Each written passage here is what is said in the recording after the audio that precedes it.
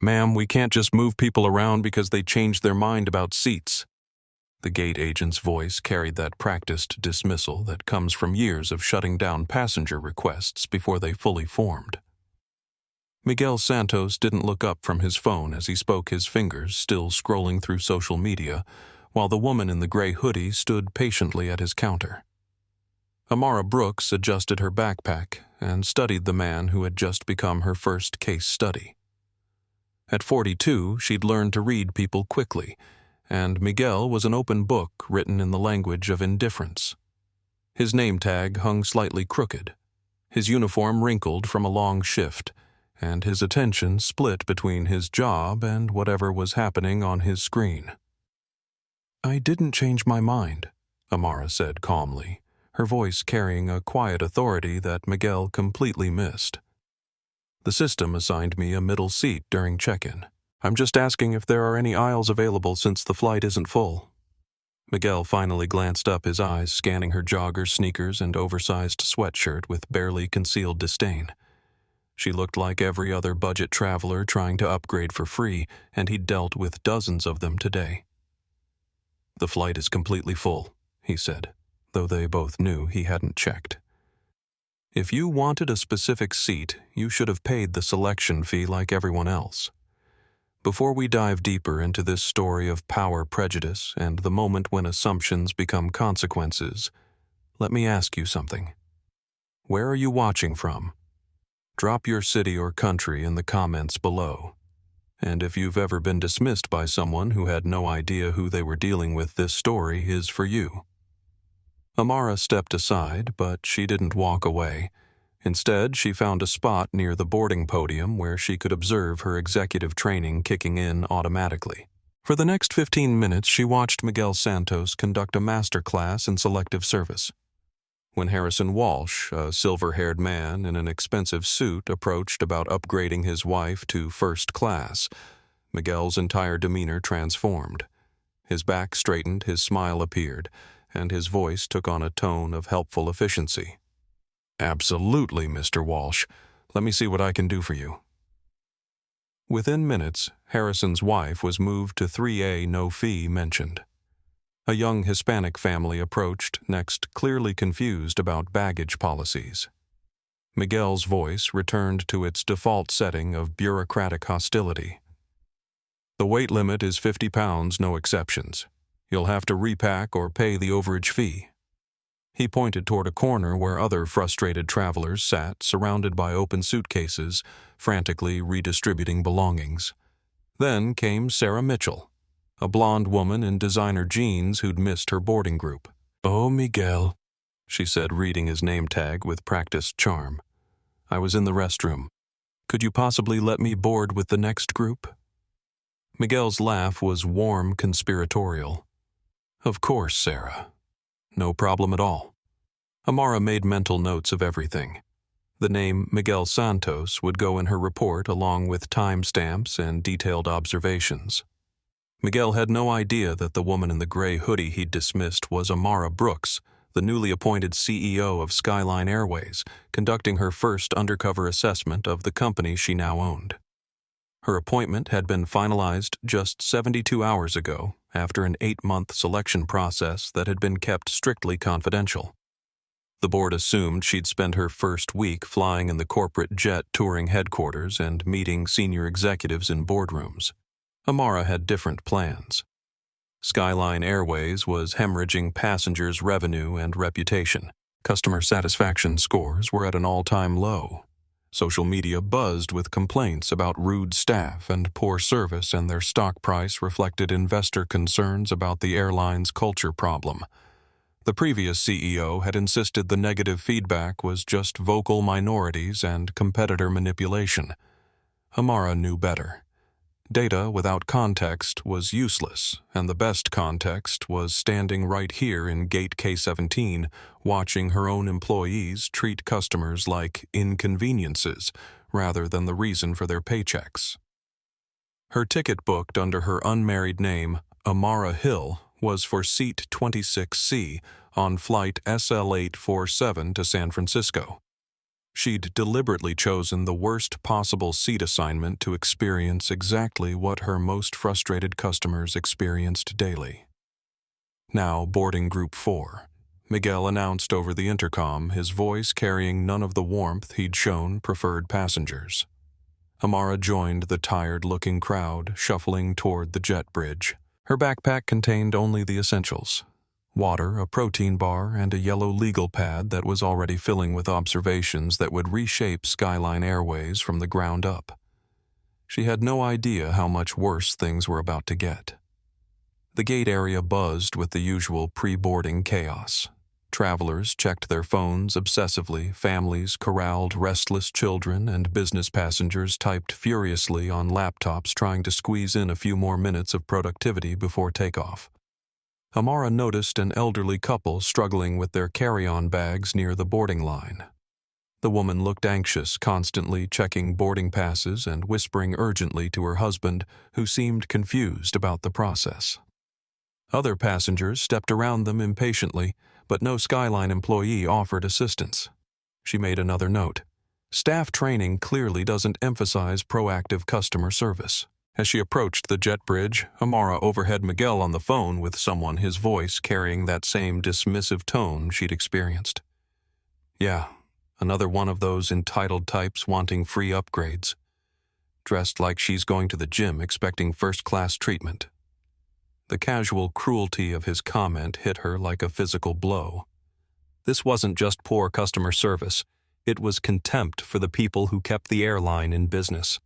Miguel had just insulted his new CEO to a colleague completely unaware that his career was about to take a dramatic turn.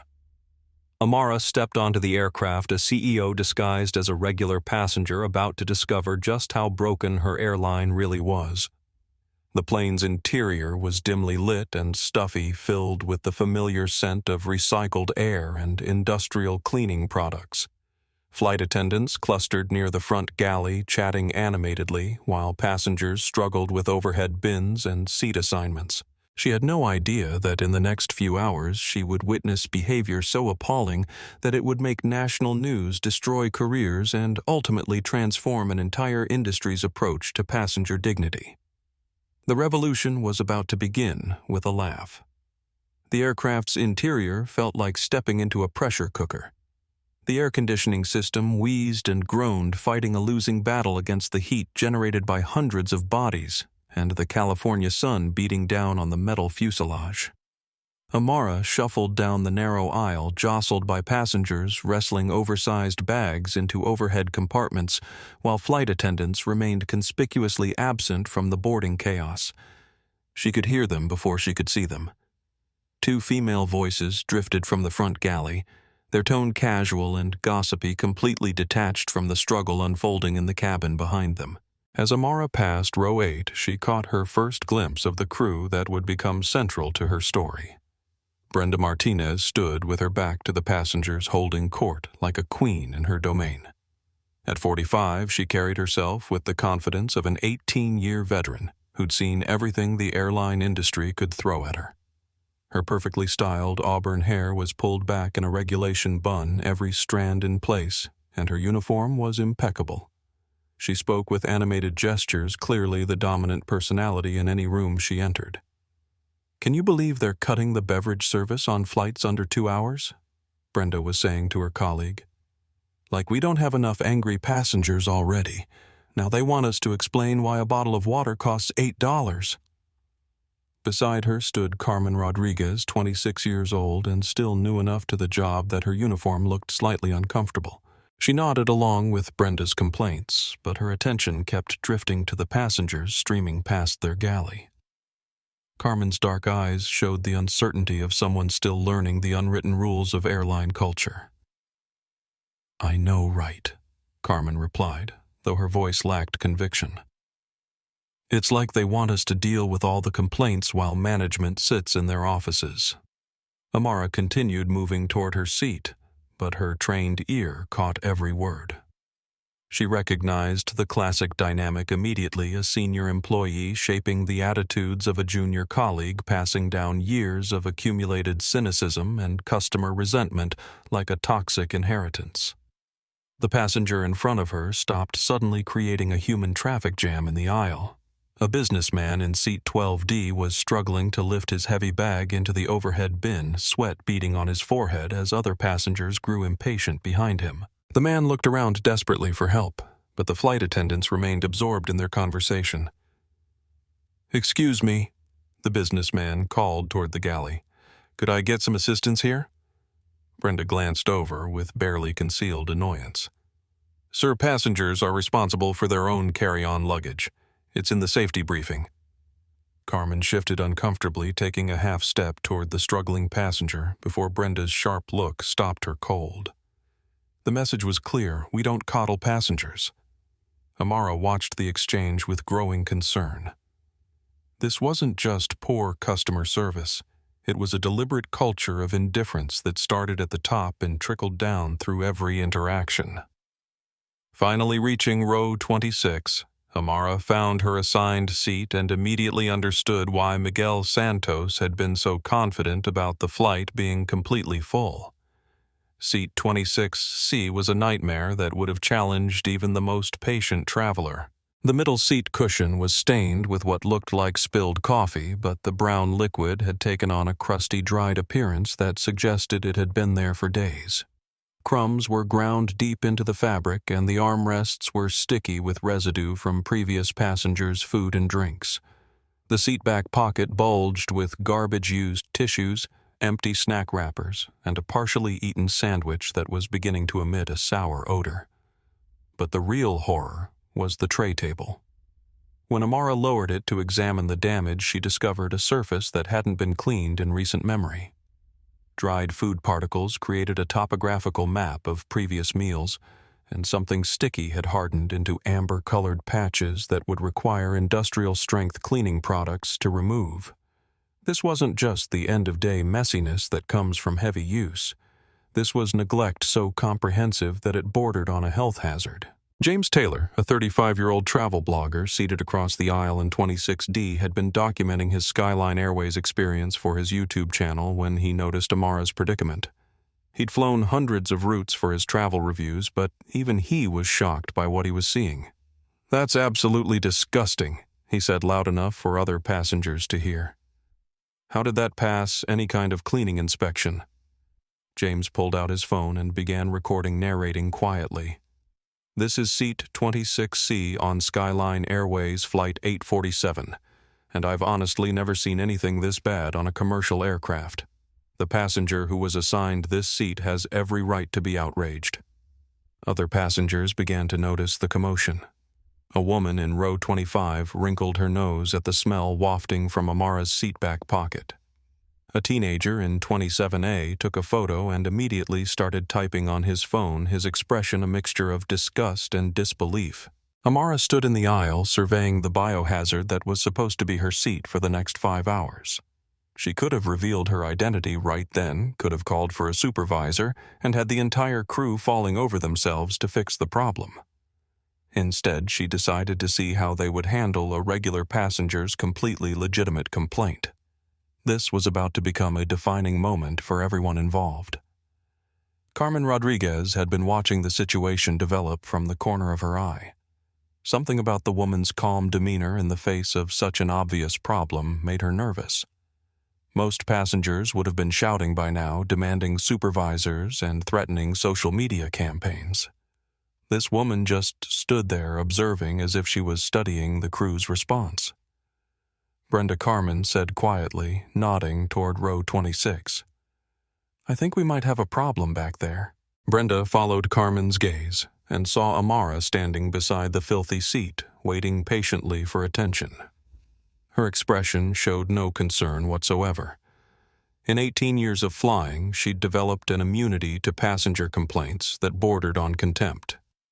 "Let me guess," Brenda said, her voice dripping with sarcasm. "Princess over there doesn't like her seat assignment and wants us to move her to first class." Carmen winced at her colleague's tone. "Maybe we should at least take a look. The passenger seems reasonable." "They're all reasonable until they don't get what they want," Brenda replied. "Trust me, after 18 years I can spot the entitled ones from across the cabin. Watch and learn." As Brenda began walking toward row 26, James Taylor adjusted his phone camera angle to capture whatever was about to unfold. His instincts told him this interaction was going to be significant, though he had no idea just how significant it would become. The stage was set for a confrontation that would ultimately reshape an entire industry's approach to customer service, but none of the players knew their roles yet. Brenda saw another annoying passenger to dismiss. Carmen saw a situation that made her uncomfortable. James saw content for his travel blog. Only Amara understood that she was about to conduct the most important employee evaluation of her career. The aircraft continued boarding around them, oblivious passengers settling into their seats, while the drama that would soon grip the nation's attention was about to begin in row 26. Before Brenda could reach Amara's row, a commotion erupted near the back of the aircraft that would soon overshadow even the filthy seat situation. Eleanor Henderson's voice cut through the cabin noise like a knife filled with the kind of desperate panic that makes everyone stop what they're doing. "Please, you have to help us," Eleanor was saying, her 78-year-old voice trembling with stress and exhaustion. "There's been some kind of mistake with our seats." Amara turned to see an elderly couple standing in the aisle near row 33, their boarding passes clutched in Eleanor's shaking hands. Robert Henderson, 84, and clearly confused by his surroundings, kept looking around the cabin with the lost expression of someone whose world had become suddenly unfamiliar. Eleanor held up their boarding passes to show Carmen Rodriguez, who had responded to the commotion. "Our seats are 26A and 33F. "How is that possible? We booked together 6 months ago. I specifically requested adjacent seats because of his condition."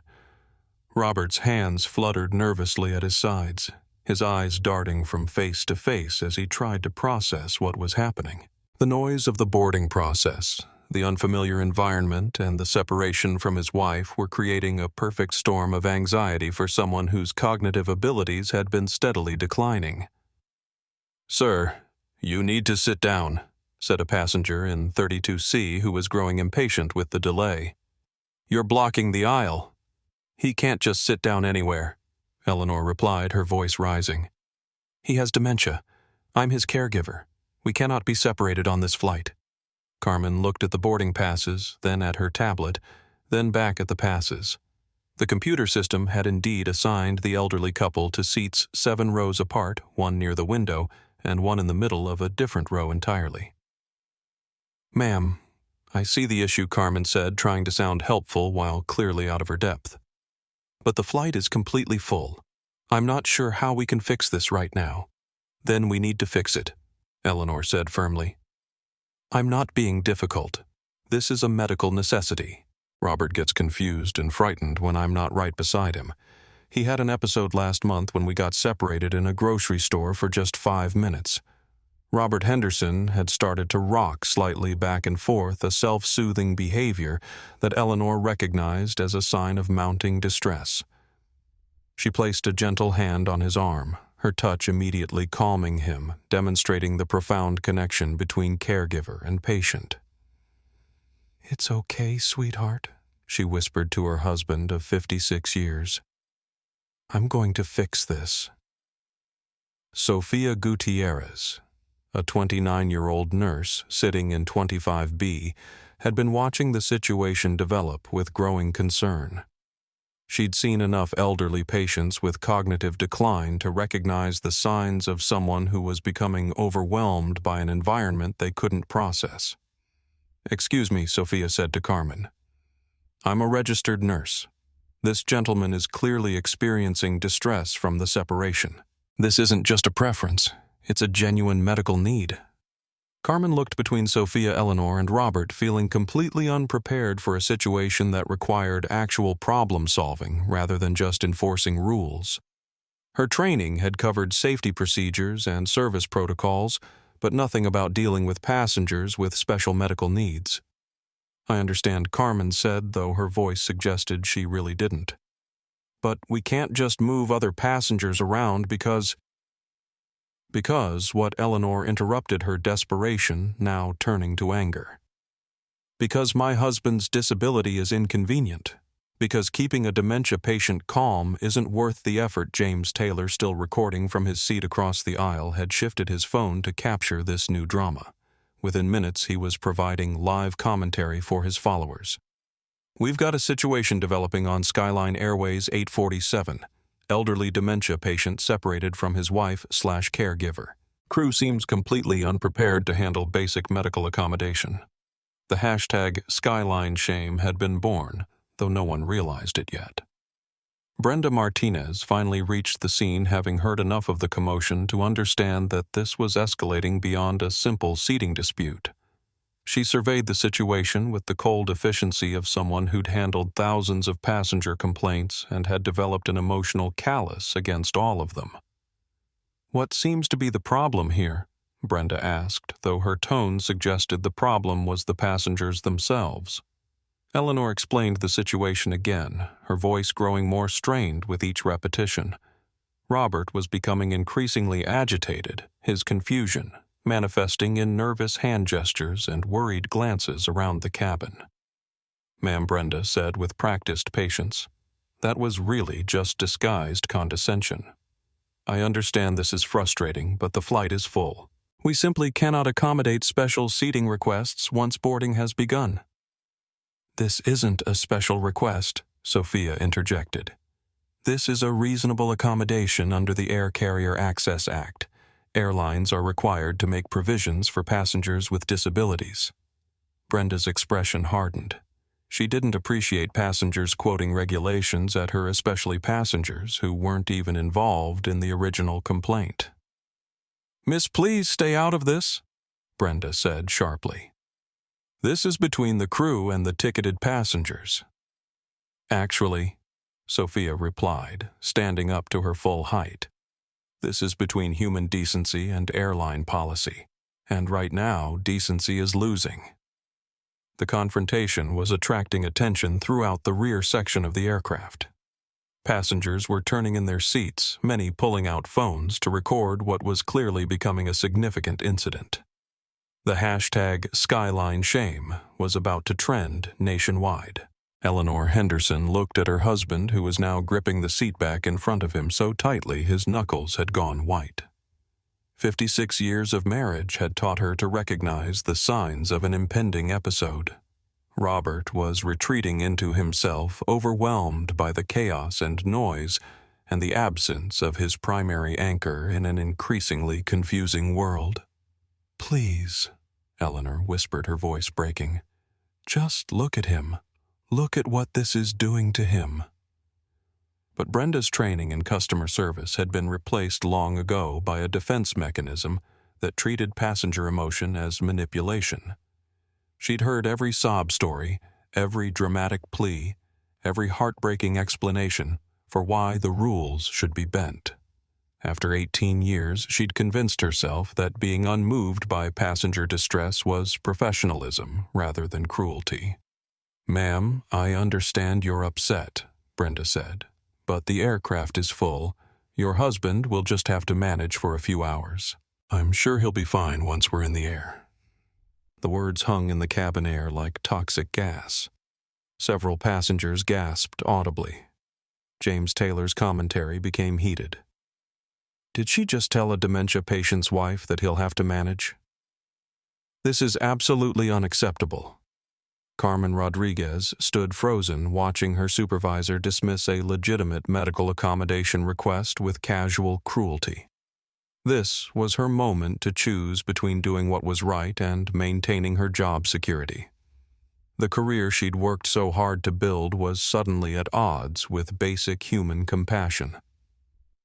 Robert Henderson began making a low humming sound, a coping mechanism Eleanor recognized as his response to overwhelming stress.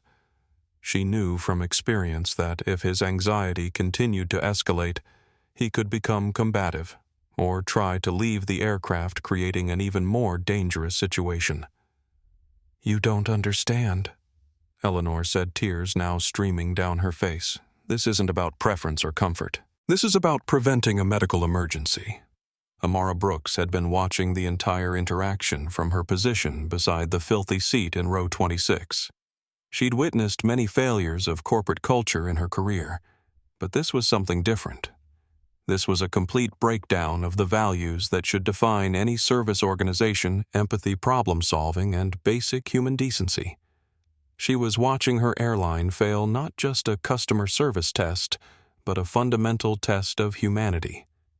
The crisis was about to deepen in ways none of them could imagine. Amara had seen enough. The Henderson situation was escalating toward a medical emergency. Her own seat was a biohazard that violated basic health standards, and her flight crew was demonstrating levels of indifference that would have been shocking in any service industry, let alone commercial aviation. She approached the cluster of people around row 33 with the calm determination of an executive who'd spent decades solving complex problems under pressure. Her voice, when she spoke, carried an authority that cut through the chaos like a tuning fork finding its frequency. "Excuse me," Amara said, addressing Brenda Martinez directly. "I think there might be a solution here that works for everyone." Brenda turned toward this new voice with barely concealed annoyance. Another passenger injecting themselves into a situation that was already complicated enough. Her day was going from bad to worse, and the last thing she needed was more amateur problem solvers offering suggestions. "Ma'am, please return to your seat," Brenda said dismissively. "We have the situation under control." "Actually, you don't," Amara replied calmly. "What you have is a medical accommodation issue that requires immediate attention and a passenger in 26C whose seat is unsanitary and unsafe for human occupancy." Brenda's eyebrows shot up. The audacity of this woman was breathtaking. Here she was dressed like she was going to a college campus gym, presuming to tell an 18-year veteran flight attendant how to handle passenger issues. Carmen Rodriguez watched the interaction with growing unease. Something about this new passenger felt different. Her posture, her vocabulary, the way she spoke with quiet confidence rather than emotional demand. Carmen's instincts were telling her to pay attention. "Your seat?" Brenda asked, her voice dripping with skepticism. "Let me guess, you don't like your assignment either." "I don't like sitting in a biohazard," Amara replied evenly. "The seat hasn't been cleaned in days, possibly weeks. There's rotting food in the seat back pocket, and stains on every surface. It's a health violation." James Taylor, who had been recording everything from his position across the aisle, immediately trained his camera on Amara. There was something compelling about her composed response to what was clearly outrageous treatment. His followers were already engaging heavily with his live stream, the viewer count climbing rapidly. And regarding Mr. and Mrs. Henderson, Amara continued. "The solution is straightforward. Airlines are legally required to provide reasonable accommodations for passengers with disabilities. Seating a dementia patient next to his caregiver isn't just good customer service, it's federal law." Brenda's face flushed red. The last thing she needed was some random passenger lecturing her about federal law while her supervisors might be watching, while other passengers were recording, and while her authority was being challenged in front of the entire cabin. That's when it happened. Brenda Martinez, 18-year veteran of Skyline Airways, looked at this woman in the gray hoodie who had the nerve to tell her how to do her job, and she laughed. Not a polite chuckle or a nervous giggle. This was a full-throated, theatrical laugh that echoed through the cabin like a gunshot. It was the sound of contempt made audible, dismissal transformed into mockery, cruelty given voice. The laugh lasted maybe 5 seconds, but those 5 seconds would eventually cost Skyline Airways millions of dollars and reshape the entire airline industry's approach to customer service. James Taylor's phone captured every note of it. The sound was so shocking, so inappropriate that passengers throughout the rear section turned to stare. Several pulled out their own phones, sensing that something significant was happening. "Federal law," Brenda said, still chuckling. "Lady, this is an airplane, not a hospital. If you don't like the accommodations, maybe you should have bought a first-class ticket instead of trying to get special treatment after the fact." The silence that followed was deafening. Even passengers who had been absorbed in their books or phones were now watching, sensing the gravity of what had just occurred. Eleanor Henderson's mouth fell open in shock. Sofia Gutierrez shook her head in disbelief.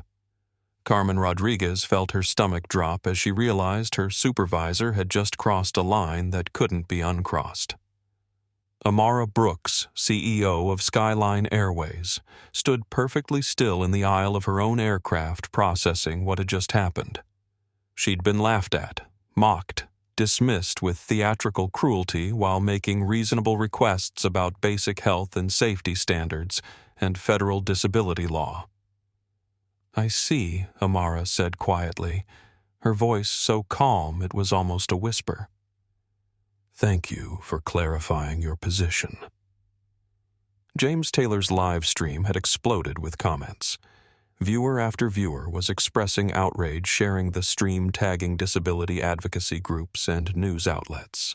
The phrase, "flight attendant laughs at passenger," was already being typed into thousands of posts across multiple social media platforms. Within minutes, the hashtag #SkylineShame would be trending nationally. But in that moment, in the stale air of the aircraft cabin surrounded by passengers who were becoming witnesses to something unprecedented, Amara made a decision that would change everything. She didn't reveal her identity. She didn't demand to speak to a supervisor.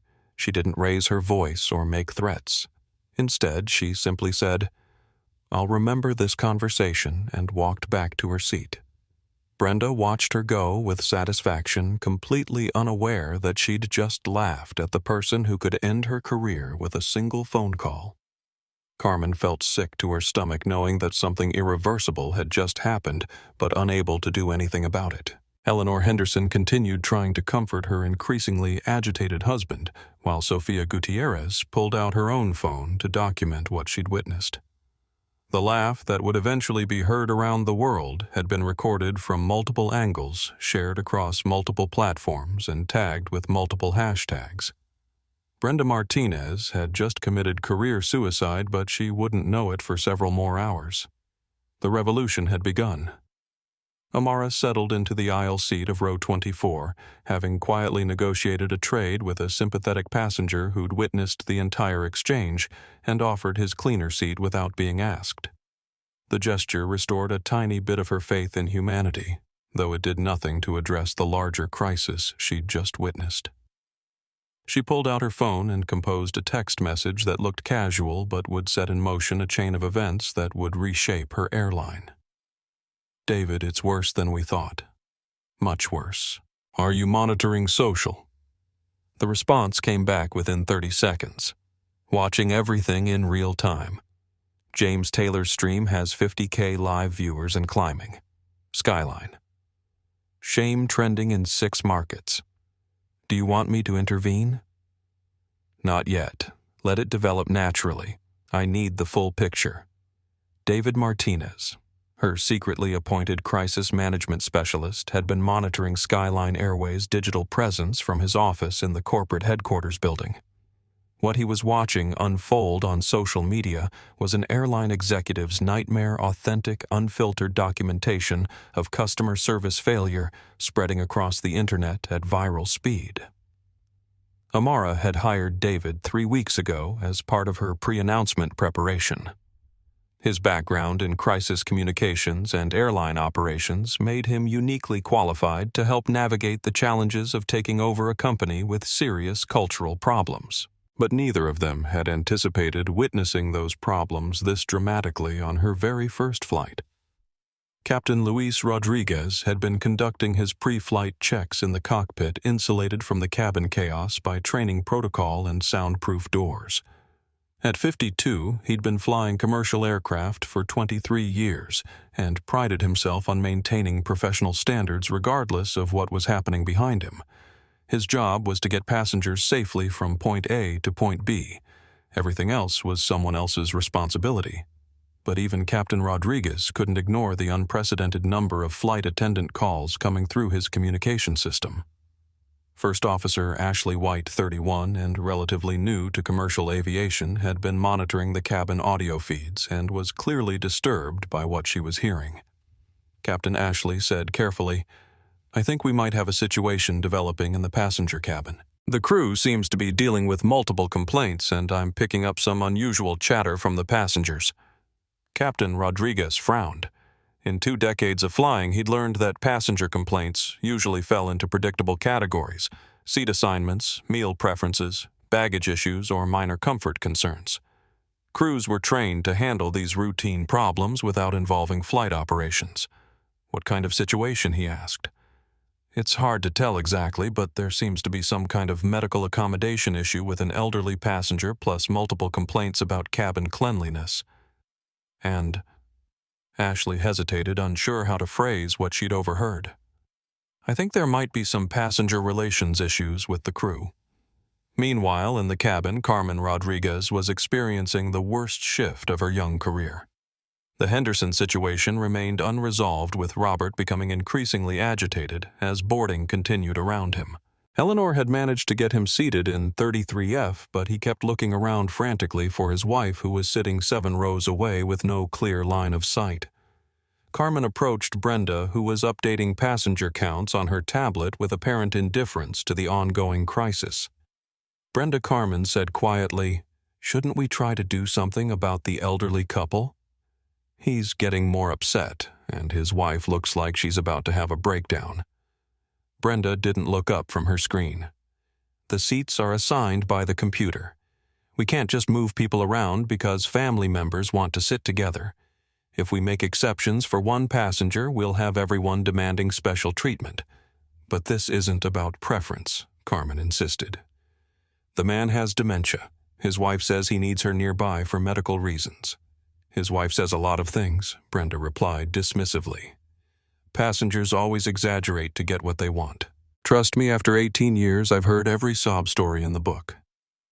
Carmen felt her stomach twist.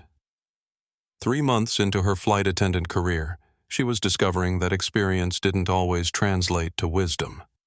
Sometimes it just meant 18 years of accumulated cynicism and hardened indifference to human suffering. James Taylor was providing continuous commentary to his growing online audience, his travel blog transforming into citizen journalism in real time. "We're about 30 minutes into boarding, and the situation has somehow gotten worse. The elderly dementia patient is clearly in distress. His wife is crying, and the flight crew seems completely indifferent to what's obviously a medical emergency in the making." His viewer count had climbed to over 75,000, with comments pouring in from around the world. Disability advocates were sharing the stream airline industry. Insiders were weighing in with technical insights, and mainstream media accounts were beginning to take notice. Disability Rights now tweeted, "This is exactly the kind of discrimination the Air Carrier Access Act was designed to prevent. Skyline. Air needs to explain why they're ignoring federal law." Aviation. Today replied, "Unacceptable. This crew needs immediate retraining on ADA compliance. The optics alone are devastating." Breaking News picked up the story. Live elderly dementia patient separated from caregiver wife on Skyline Air flight. Crew refuses accommodation. Video has 100K plus views and climbing. Sofia Gutierrez had moved to an empty middle seat in row 32, positioning herself closer to Robert Henderson so she could monitor his condition. As a registered nurse, she recognized the signs of someone whose cognitive processing was being overwhelmed by environmental stressors. "Mr. Henderson," she said gently. "My name is Sophia. I'm a nurse. How are you feeling right now?" Robert's eyes focused on her with visible relief. A calm, professional voice in the chaos was exactly what his confused mind needed. Where's Eleanor? I don't understand where she went." "She's right here on the airplane with you," Sophia assured him. "She just had to sit in a different row because of a computer mistake. But she's safe, and she's watching out for you." Sophia pulled out her phone and began documenting Robert's symptoms, creating a medical record that would later become crucial evidence. Rapid breathing disorientation, repetitive movements, verbal expressions of confusion and distress. Any healthcare professional would recognize these as signs of someone experiencing cognitive overload that could escalate into a full medical emergency. She typed a quick message to her nursing colleagues. Watching airline crew ignore obvious medical accommodation needs for dementia patient. This is how people get hurt. Skyline Air should be ashamed. Skyline shame disability rights. Amara continued her documentation from row 24, taking detailed notes on every aspect of the crisis unfolding around her. Names times exact quotes, policy violations, federal law infractions. As CEO, she would need comprehensive evidence to support the comprehensive changes she was already planning, but she was also documenting something more troubling than poor customer service. She was watching a culture of indifference that had clearly been developing for years, possibly decades. This wasn't about inadequate training or bad policies. This was about fundamental values that had gone wrong at the institutional level. Her phone buzzed with another message from David CNN, wants a statement. Stock down 4% in after-hours trading.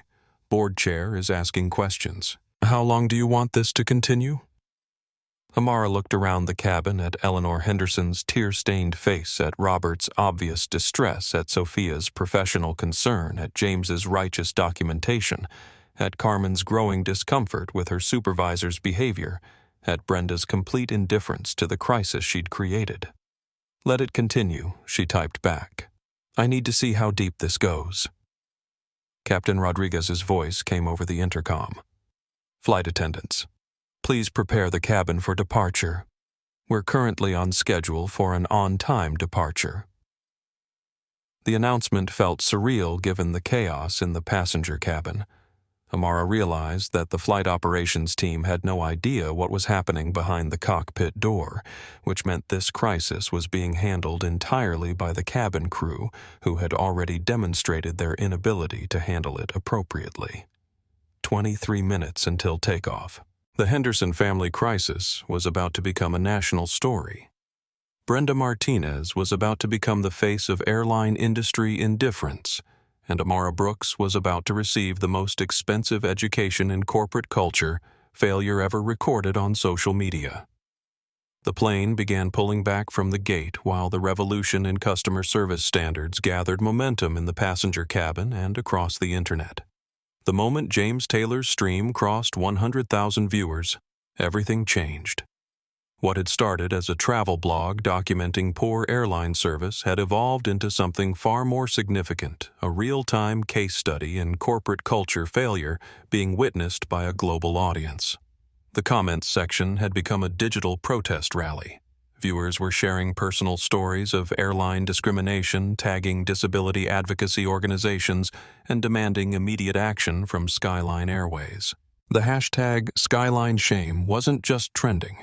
It was exploding across every major social media platform simultaneously. Disability Justice shared the stream with their 2.3 million followers, happening now. Skyline. Aircrew laughs at passenger advocating for elderly dementia patient. This is why we fight for dignity in travel. Disability Rights, Skyline. Shame Senator Martinez, chair of the Transportation Committee, posted, watching this Skyline Air situation with deep concern. Airlines receiving federal support must comply with federal disability law. Period. Accountability matters. Good morning.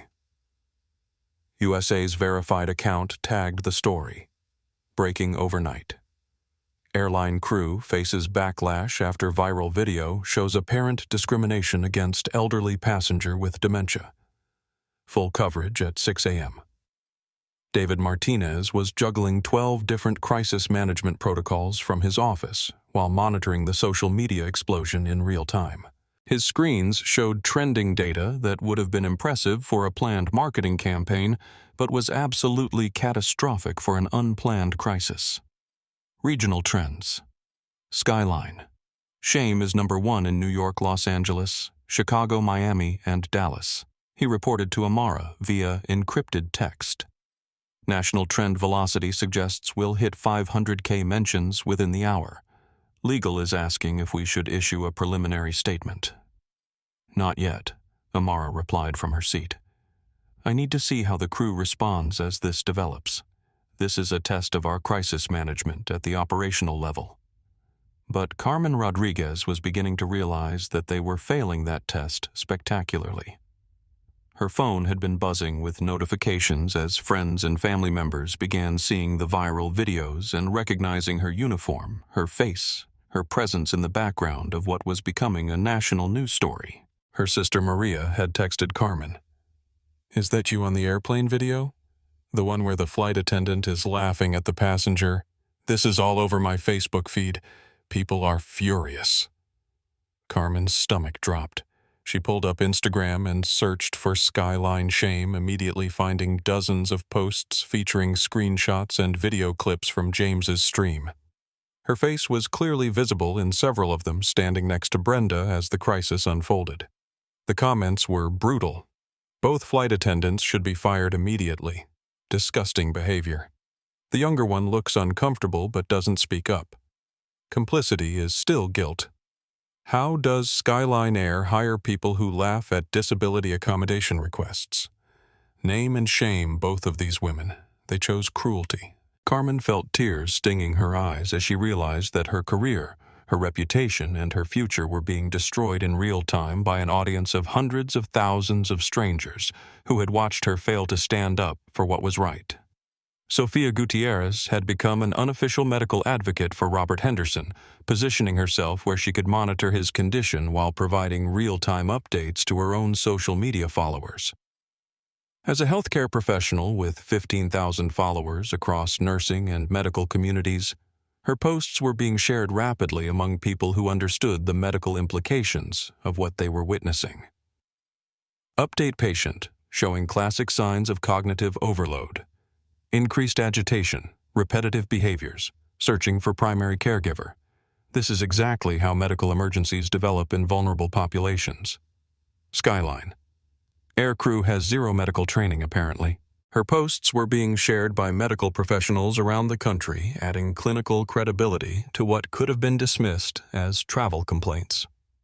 Nurses, doctors, therapists, and caregivers were weighing in with technical explanations of why separating a dementia patient from their caregiver wasn't just poor customer service. It was medically dangerous.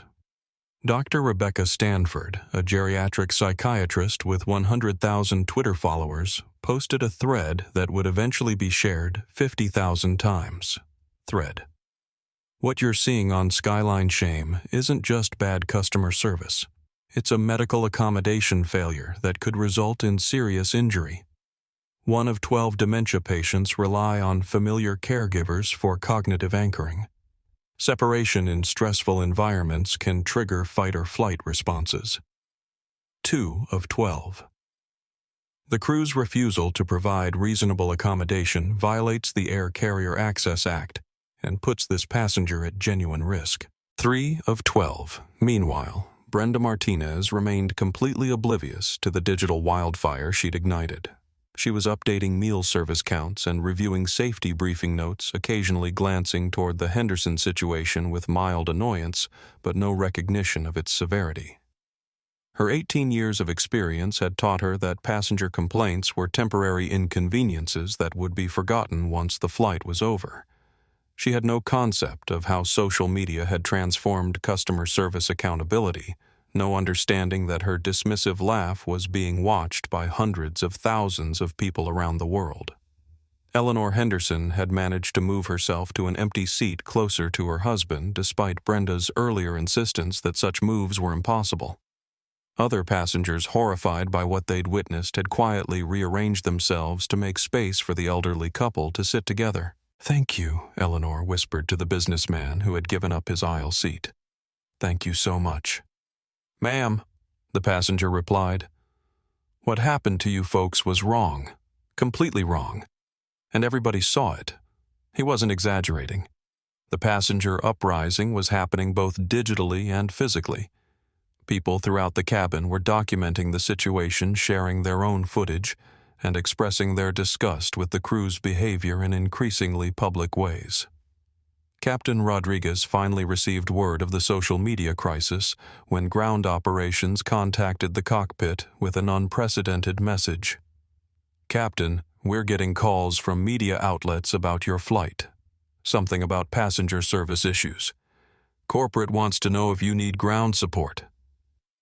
For the first time, Captain Rodriguez realized that whatever was happening in his cabin had escalated far beyond normal passenger relations. He instructed First Officer White to contact the lead flight attendant for a status report. When Carmen's phone rang with the cockpit's call, she was still staring at the devastating comments about her performance. Her hands shook as she answered. "Carmen, this is Ashley from the flight deck. We're getting reports of some kind of passenger situation. Can you give us a status update?" Carmen looked around the cabin at Robert Henderson's obvious distress, at Eleanor's tears, at Sophia's medical monitoring, at James Taylor's ongoing live stream, at the dozens of other passengers recording everything with their phones, at Brenda's continued indifference to the crisis she'd created. Carmen started, then stopped. How could she explain that they'd created a national incident by laughing at disability accommodation requests? How could she tell the flight deck that their crew had violated federal law on camera? How could she admit that she'd been complicit in humiliating an elderly couple who needed help?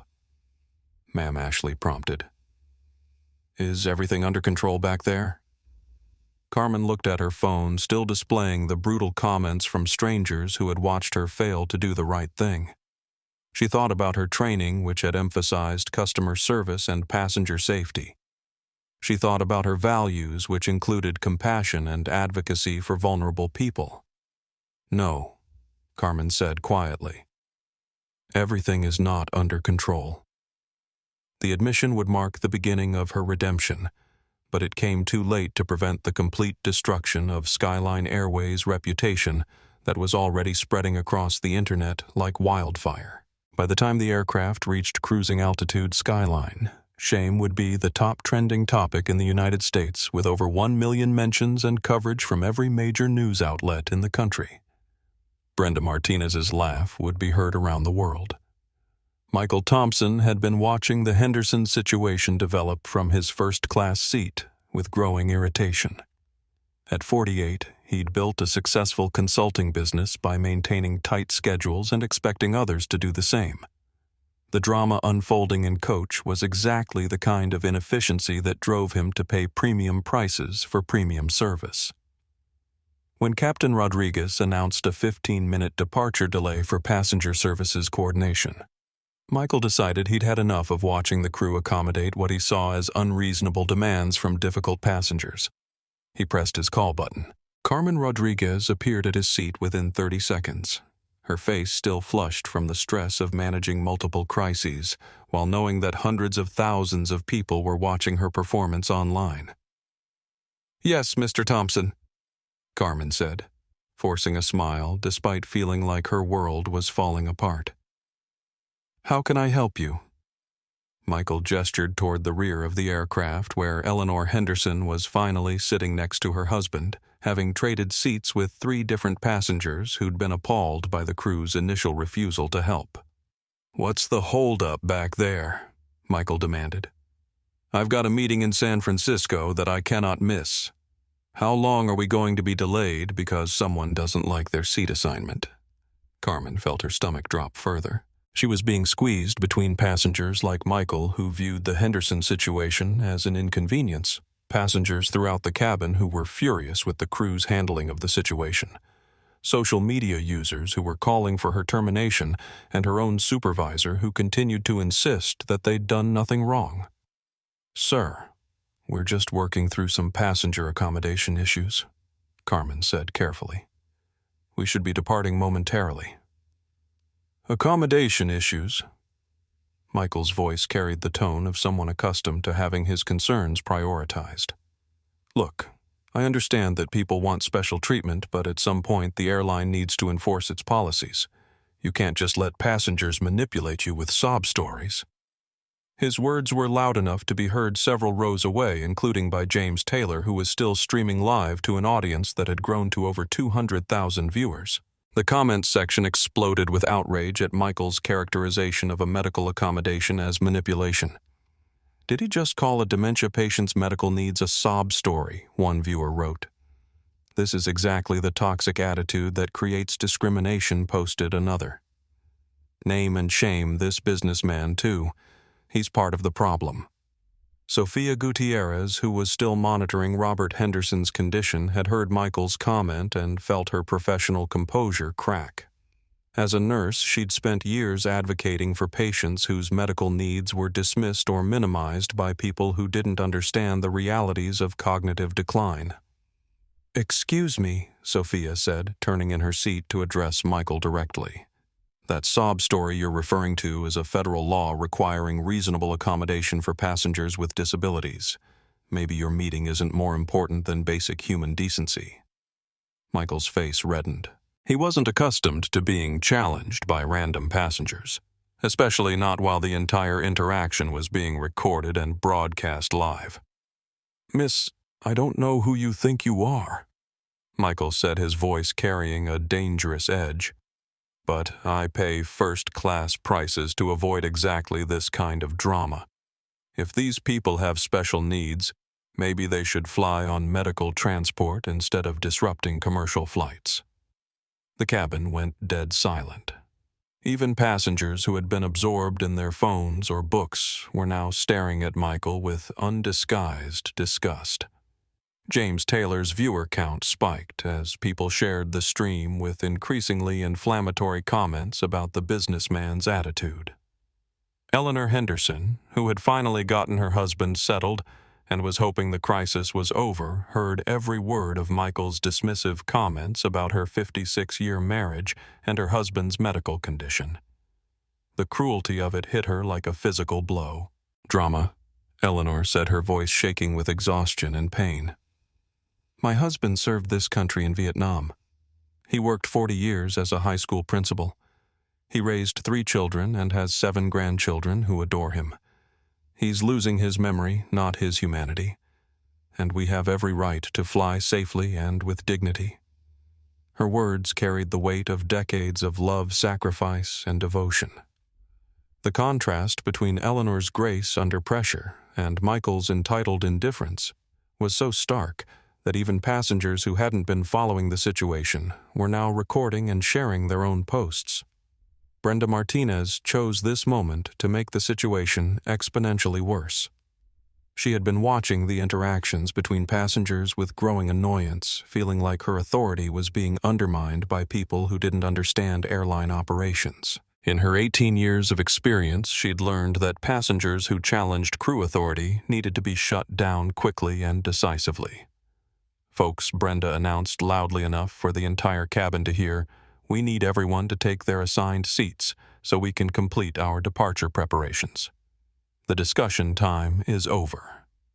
Her tone was condescending and final, as if the Hendersons' medical accommodation request and the passenger advocacy were merely discussions that could be terminated at her discretion.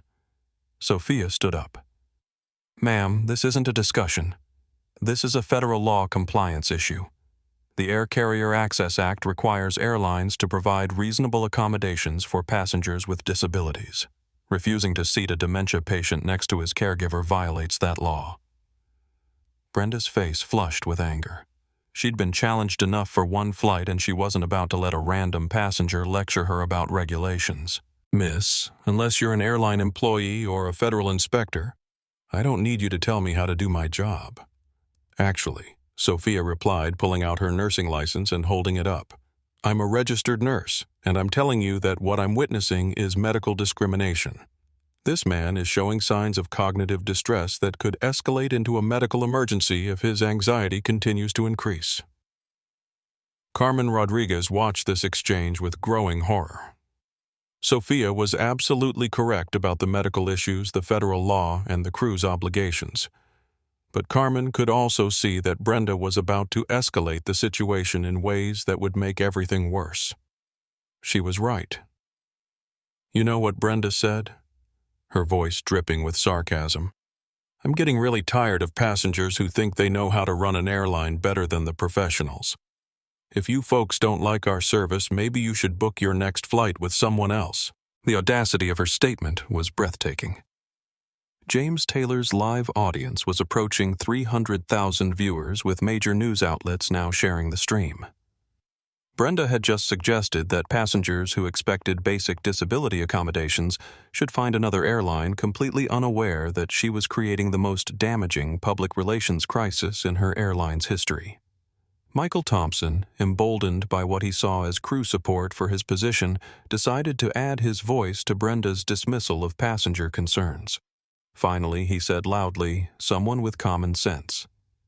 These people are holding up the entire flight with their demands. If they can't handle commercial flying, they shouldn't buy tickets." The cruelty was so casual, so thoughtless, that several passengers gasped audibly. Eleanor Henderson began crying again, overwhelmed by the public humiliation of having her husband's medical condition mocked by strangers. But Robert Henderson, whose confusion had been mounting throughout the crisis, suddenly stood up. "Where am I?" he said loudly, his voice filled with panic. "Eleanor. Eleanor, where are we? I want to go home." Sophia immediately recognized the signs of a full cognitive breakdown. Robert's anxiety had escalated beyond his ability to process his environment, and he was entering fight-or-flight mode. In a confined space like an aircraft cabin, this could quickly become dangerous for everyone involved. "Mr. Henderson," Sophia said calmly, moving toward him with professional efficiency. "You're safe. You're with Eleanor on an airplane going to see your daughter. Everything is okay." But Robert was beyond reassurance. The combination of stress, unfamiliar surroundings, separation anxiety, and the hostile environment created by the crew and Michael Thompson had pushed him into the kind of episode that Eleanor had been trying to prevent. "I don't understand," Robert said, his voice rising. "I don't understand what's happening. I want to leave. I want to leave right now." Eleanor reached for her husband's hand. "Sweetheart, it's okay. We're together now. Remember, we're flying to see Sarah and the grandchildren." James Taylor's commentary became urgent. "We now have what appears to be a medical emergency developing. The elderly dementia patient is having some kind of episode, which is exactly what his wife was trying to prevent when she asked for accommodation an hour ago." The hashtag Skyline Shame exploded across social media as viewers shared the stream with increasingly angry commentary about the crew's role in creating a medical crisis through their refusal to provide basic accommodation. Captain Rodriguez's voice came over the intercom. Flight attendants to the flight deck immediately. But it was too late. The damage was done. Brenda Martinez's dismissive attitude, Michael Thompson's cruel comments, and the crew's failure to handle a routine accommodation request had created exactly the kind of in-flight medical emergency that federal disability laws were designed to prevent. Carmen Rodriguez finally found her voice and her courage. "Brenda," she said firmly, "we need to call for medical assistance, and we need to acknowledge that we caused this by refusing reasonable accommodation." It was the first time all day that anyone from the crew had accepted responsibility for their failures. But acknowledging the problem was just the beginning of fixing it. The revolution in airline customer service standards was about to reach a tipping point that would reshape the entire industry. Amara Brooks had been watching the escalating crisis with the analytical eye of an executive and the growing concern of a human being. What had started as a routine assessment of customer service had become a real-time case study in institutional failure at every level. But Robert Henderson's medical episode marked the moment when documentation needed to shift to intervention. She stood up from her seat and approached the situation with the quiet authority that had characterized her entire career. Her movement was subtle but purposeful, and several passengers who had been watching her throughout the flight noticed the change in her demeanor immediately. "Excuse me," Amara said to Sophia, who was still attempting to calm Robert Henderson. "I'm going to make a phone call that might help resolve this situation." Sophia looked up, recognizing something in Amara's tone that suggested this wasn't just another passenger offering advice. "Okay," she said simply, trusting her instincts about this woman who had remained remarkably composed throughout the entire crisis. Amara moved to the rear galley area and placed a call to David Martinez. But this time, instead of texting discreet updates, she spoke aloud in a voice that carried clearly through the cabin. "David, this is Amara. We have a medical emergency developing on Flight 847 that was entirely preventable. I need you to contact Dr. Patricia Williams at the Disability Advocacy Center and get her on a conference call with our legal team immediately." Several passengers turned to stare. The woman in the gray hoodie who had been quietly documenting everything was suddenly making executive decisions and referencing legal teams and disability advocates by name. Also, Amara continued contact the Department of Transportation's Civil Rights Office. "We have multiple violations of the Air Carrier Access Act that have been documented by hundreds of thousands of witnesses. This is going to require immediate federal notification." James Taylor, who had been streaming continuously, immediately focused his camera on Amara. His audience was now over 400,000 viewers, and the comments were exploding with speculation about who this woman was and why she was speaking with such authority. "Who is this passenger?" one viewer wrote. "She's talking like she runs the company. Wait, is she some kind of airline executive?" posted another. "She knows way too much about airline law and corporate structure to be a regular passenger." Brenda Martinez, who was still dealing with Robert Henderson's episode and the growing chaos in the cabin, heard Amara's phone conversation and felt a chill of recognition. Something about the woman's language, her knowledge of airline regulations, her casual reference to legal teams and federal agencies was triggering alarm bells. "Ma'am," Brenda said, approaching Amara in the galley, "I'm going to need you to return to your seat and end your phone call. We're dealing with an in-flight emergency." Amara looked at Brenda with an expression that was calm but completely uncompromising. "Ms. Martinez, the emergency you're dealing with was created by your crew's refusal to provide legally required accommodation. I'm working to resolve it at the appropriate level." The use of her name without introduction, combined with Amara's obvious knowledge of airline regulations and corporate procedures, made Brenda's stomach drop. She was beginning to suspect that this passenger wasn't just another traveler with opinions about customer service. Carmen Rodriguez, who had been listening to Amara's phone conversation while helping Sophia with Robert Henderson, felt her panic increase. The woman who had been calm and professional throughout the crisis was clearly someone with significant authority and airline industry knowledge. Brenda Carmen whispered urgently, "I think we might have a serious problem. That passenger knows too much about airline operations. What if she's from corporate?" "Don't be ridiculous," Brenda replied, though her voice lacked its earlier confidence. "Corporate employees don't fly coach in hoodies. She's probably just some lawyer looking to create a lawsuit." But Amara's next phone call removed any doubt about her authority and knowledge. "Captain Rodriguez," she said, having obtained the cockpit number from David Martinez, "this is Amara Brooks. I need to speak with you immediately about the medical emergency in your cabin." Captain Rodriguez, who had been trying to get updates from his flight attendants, was startled to receive a direct call from a passenger who knew his name and spoke with unmistakable executive authority.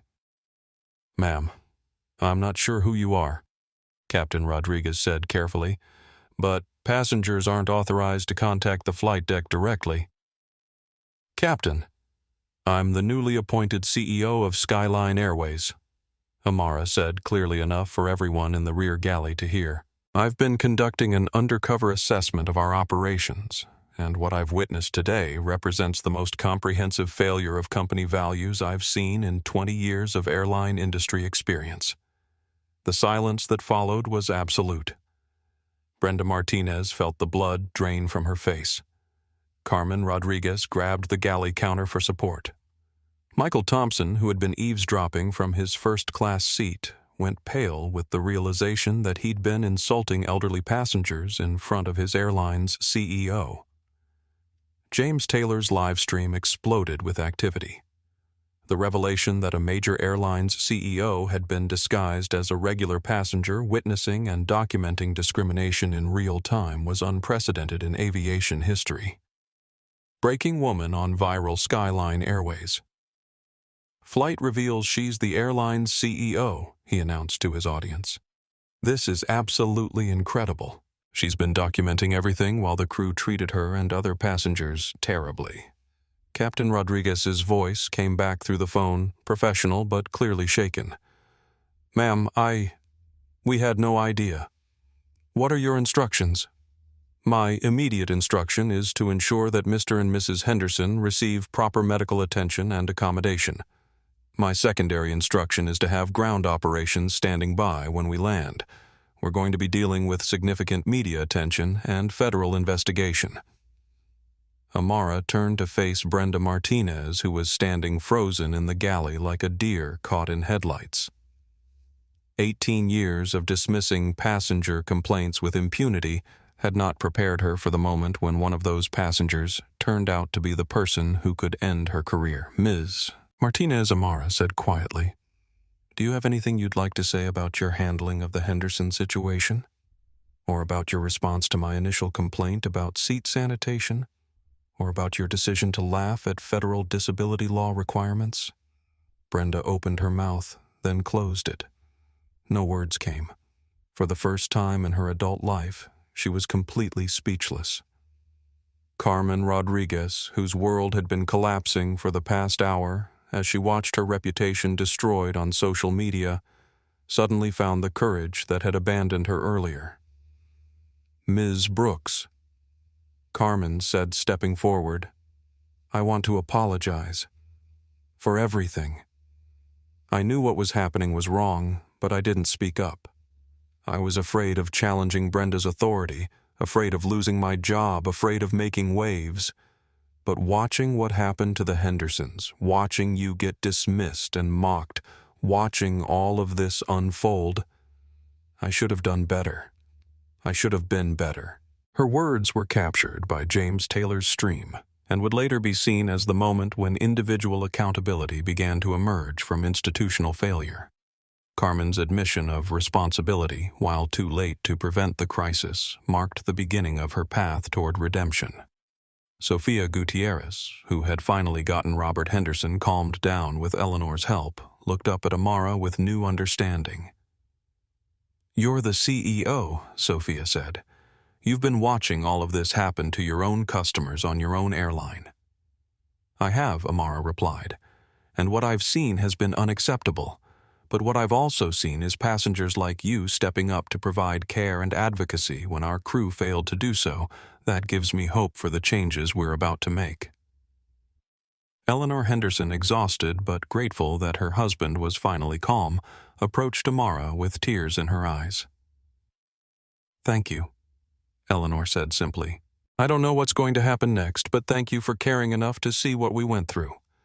Michael Thompson, realizing that his dismissive comments about elderly passengers had been made directly to the airline's CEO, attempted to approach Amara to explain himself. She held up a hand to stop him. "Mr. Thompson," Amara said, "I heard everything you said about passengers with medical needs being drama and manipulation. I want you to know that your attitude represents exactly the kind of thinking we're going to eliminate from this industry." The power dynamics in the cabin had completely reversed. The crew members who had been dismissing passenger concerns with impunity were now facing the person who could end their careers. The businessman who had mocked elderly passengers was confronting the consequences of his casual cruelty. The passengers who had advocated for dignity and compassion were being validated at the highest corporate level. Captain Rodriguez's voice came over the intercom. "Ladies and gentlemen, we are beginning our descent into San Francisco. Please return to your seats and prepare for landing." But everyone in the cabin knew that this landing would be unlike any other in aviation history. The viral videos had created a national conversation about airline customer service disability rights and corporate accountability. Federal investigators would be waiting. Media crews would be gathered. The entire airline industry would be watching to see how Skyline Airways responded to the most documented customer service failure in commercial aviation history. Amara returned to her seat, but not before addressing the entire cabin. "Ladies and gentlemen," she said, her voice carrying clearly throughout the aircraft, "I want to apologize for what you've witnessed today, As the CEO of Skyline Airways, I take full responsibility for the failures in service accommodation and basic human decency that have occurred on this flight. What happened to the Henderson family, what happened to every passenger who was dismissed or mocked or ignored is unacceptable and will not be tolerated going forward. The announcement was met with applause that started slowly but built to a standing ovation. Passengers who had been horrified by their airline experience were now witnessing unprecedented accountability from the top of the corporate structure. The crew members responsible for today's failures will be held accountable, Amara continued. But more importantly, we will be implementing comprehensive changes to ensure that every passenger is treated with the dignity and respect they deserve. James Taylor's stream had reached over 600,000 viewers, with major news networks now providing live coverage of the flight's approach to San Francisco. Skyline. Shame had evolved into Skyline accountability as viewers watched a CEO take personal responsibility for institutional failure in real time. As the aircraft descended toward what would become the most documented airline landing in history, everyone on board knew that they had witnessed something unprecedented. The moment when corporate accountability met viral social media, when individual courage confronted institutional indifference, and when the demand for dignity transformed an entire industry. The revolution was about to land. San Francisco International Airport had never experienced anything like the media circus that was gathering at Gate B-27. News crews from every major network were setting up equipment. Disability rights advocates were organizing press statements, and social media influencers were streaming live coverage of the approaching aircraft that had become the center of a national conversation about airline accountability. David Martinez coordinated the ground response from the Skyline Airways Crisis Management Center, a room that had been activated only 3 times in the company's history, but was now operating at full capacity. Multiple screens displayed real-time social media analytics, news coverage, stock price fluctuations, and federal agency communications. Legal confirms that the Department of Transportation has opened a formal investigation. David reported to Amara via encrypted communication. Disability rights organizations are demanding immediate policy changes. The stock has recovered slightly on news of your direct intervention, but we're still facing potential regulatory sanctions. Understood, Amara replied. Have you arranged for medical personnel to meet the Henderson family? Paramedics are standing by along with a social worker who specializes in dementia care.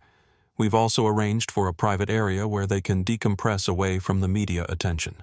As Flight 847 touched down at SFO, passengers began powering on their phones to discover that they'd been part of the most viral airline story in recent memory.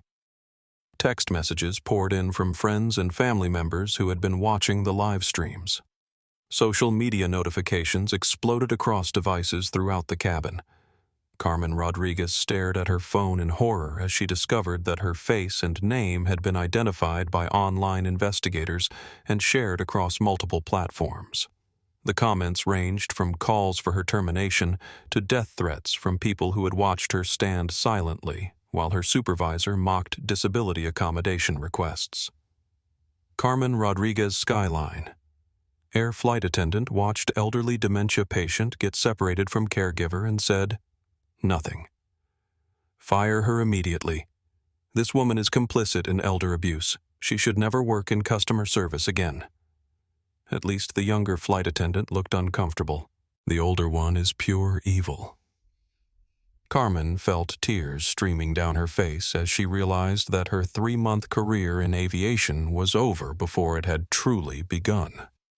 But worse than losing her job was the knowledge that she had failed to stand up for people who needed her help when it mattered most. Brenda Martinez, meanwhile, was experiencing the complete destruction of an 18-year career in real time. Her name, face, and employment history had been researched and shared by thousands of online activists who were demanding accountability for her behavior. Her personal Facebook page, which she had forgotten to make private, was being flooded with screenshots and video clips of her dismissive laugh, her refusal to accommodate the Henderson family, and her casual cruelty toward passengers who had asked for basic service standards. Former passengers were sharing their own stories of negative interactions with Brenda dating back years, creating a comprehensive record of behavior patterns that painted a picture of someone who had been mistreating customers for most of her career. Michael Thompson was discovering that his corporate consulting business was facing a crisis of its own. His LinkedIn profile had been identified and shared across professional networks, with potential clients expressing concern about working with someone who had publicly mocked elderly passengers with medical needs. His phone was buzzing with cancellation calls from clients who had seen the viral videos and decided they couldn't afford to be associated with someone who displayed such callous disregard for vulnerable people. Sofia Gutierrez, by contrast, was receiving hundreds of messages praising her advocacy for the Henderson family. Nursing organizations were sharing her posts as examples of professional advocacy in action, and she was being offered job interviews from healthcare systems that had seen her compassionate response to a medical crisis. James Taylor's follower count had exploded from 50,000 to over 300,000 in a single day, with major media outlets offering him exclusive interview opportunities about his documentation of the incident. His travel blog had become a citizen journalism platform that had changed the conversation about airline accountability. As passengers began disembarking, they were met by a phalanx of reporters, cameras, and investigators that stretched throughout the terminal concourse. The story had grown far beyond airline customer service to encompass broader questions about disability rights, corporate culture, and social media accountability. Eleanor and Robert Henderson were escorted by medical personnel and airport security to a private area where they could receive care away from the media chaos. Eleanor's daughter Sarah was flying in from Seattle to provide additional support, having watched her parents' ordeal unfold on live television. Mrs. Henderson said Dr. Patricia Williams from the Disability Advocacy Center, "We want you to know that your experience today is going to help millions of other passengers with disabilities. Your courage in speaking up even when the crew dismissed you has created an opportunity for meaningful change." Eleanor nodded, exhausted but grateful. "I just wanted Robert to be safe and comfortable. I never imagined that asking for basic accommodation would become national news." "That's exactly the problem," Dr. Williams replied. "Basic accommodation should never require courage or create controversy. But because it does, because passengers like Robert are routinely ignored or dismissed, your story is forcing the entire industry to confront how they treat vulnerable travelers." Amara Brooks disembarked the aircraft to face a media environment unlike anything she'd experienced in her executive career. Dozens of reporters shouted questions as she walked through the jet bridge flanked by corporate security and legal representatives. "Ms. Brooks, did you witness discrimination on your own airline? Will there be terminations as a result of today's incident? How long has this kind of behavior been tolerated at Skyline Airways? What's your response to calls for federal investigation?" Amara stopped at a designated press area and addressed the crowd directly. "Today, I witnessed failures in customer service, disability accommodation, and basic human decency that are unacceptable at any airline, but particularly unacceptable at an airline I have the responsibility to lead," she began. The Henderson family deserved better. Every passenger on Flight 847 deserved better. And every person who has been dismissed, mocked, or ignored by airline personnel deserves better than the culture we've allowed to develop. Her statement was broadcast live across multiple networks and shared instantly across social media platforms. The unprecedented sight of a CEO taking immediate personal responsibility for customer service failures was generating positive coverage that partially offset the devastating viral videos of crew behavior. Effective immediately, we are implementing comprehensive changes to our accommodation policies, crew training programs, and accountability measures. The employees whose behavior you witnessed today will be held responsible for their actions. But, more importantly, we will be rebuilding our corporate culture from the ground up to ensure that dignity and respect are not just company values, but operational requirements. Back inside the terminal, federal investigators were beginning their formal review of the incident. Transportation Security Administration officials, Department of Transportation civil rights investigators, and Federal Aviation Administration safety inspectors were coordinating what would become one of the most comprehensive airline service investigations in recent history. Agent Maria Gonzalez from the DOT's Office of Civil Rights was reviewing video evidence that James Taylor and other passengers had provided voluntarily. This is the most clearly documented case of Air Carrier Access Act violation I've seen in 15 years, she told her colleague. The crew's refusal to provide reasonable accommodation, their dismissive attitude toward the passengers' medical needs, and their active mockery of federal law requirements provide grounds for significant regulatory action.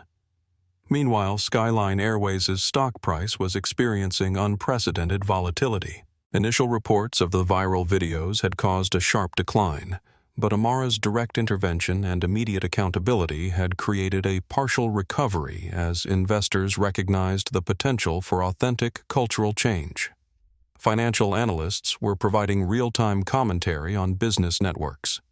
What we're seeing here is crisis management at the executive level that could actually strengthen the company long-term if they follow through on their commitments to change. The CEO's decision to conduct undercover assessment shows a level of hands-on leadership that investors haven't seen in airline management for decades. This could be a watershed moment for airline customer service industry-wide if Skyline Airways demonstrates that accountability and cultural change are possible.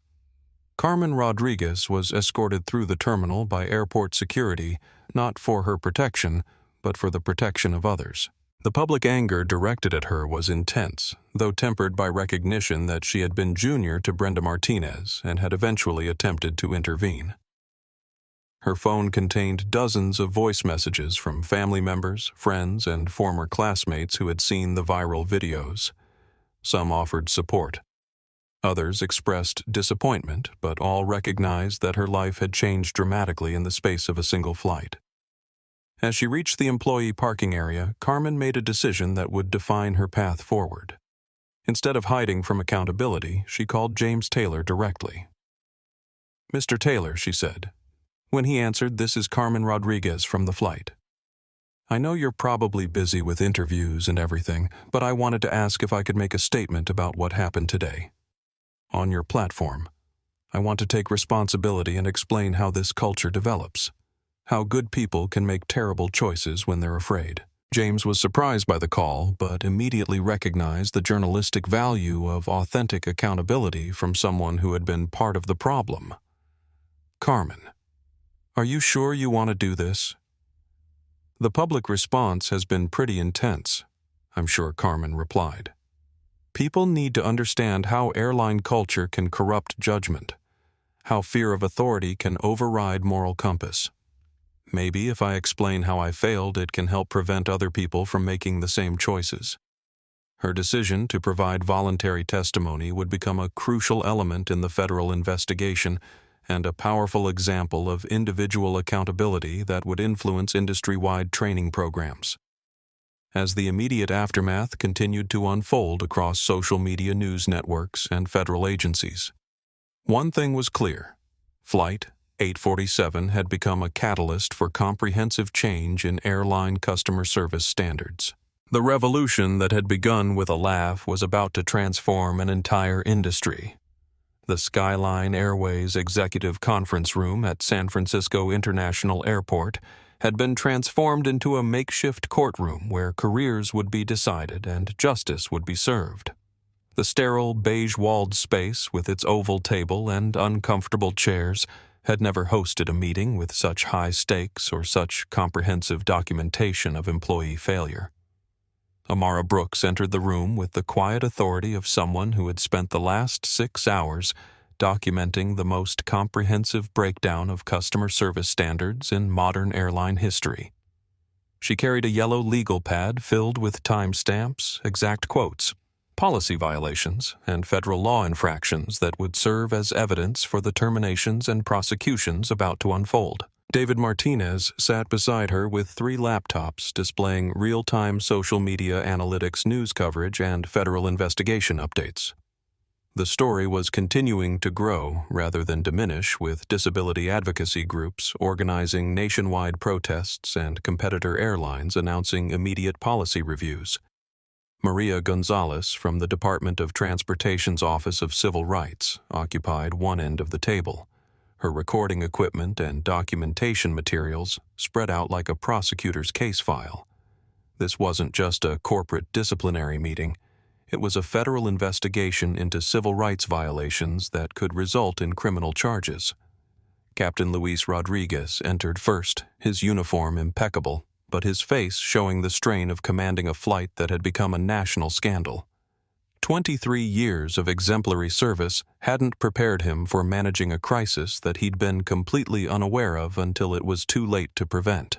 First Officer Ashley White followed, carrying printouts of cabin communication logs that documented her attempts to alert the captain to passenger service issues that were being dismissed by the crew.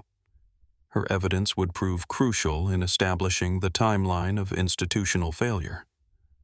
Carmen Rodriguez walked in with her head down, her uniform wrinkled and her face showing the strain of 6 hours of public condemnation. She carried her own phone displaying hundreds of threatening messages from people who had watched her fail to stand up for the Henderson family when it mattered most. Brenda Martinez entered last, escorted by airport security. Her 18-year career was about to end in this room, and she seemed to understand the gravity of her situation for the first time. The confidence that had characterized her dismissive behavior toward passengers had evaporated completely. Michael Thompson had been invited to attend as a passenger witness, though his legal representation had advised him to prepare for potential liability related to his hostile comments toward elderly passengers with medical needs. Amara began by placing her phone in the center of the table and activating the recording function. "This meeting is being recorded for legal and regulatory purposes," she announced. "Present are myself, Amara Brooks, CEO of Skyline Airways, David Martinez, Crisis Management Director, Agent Maria Gonzalez from the Department of Transportation, Captain Rodriguez and First Officer White from Flight 847, flight attendants Carmen Rodriguez and Brenda Martinez, and passenger Michael Thompson."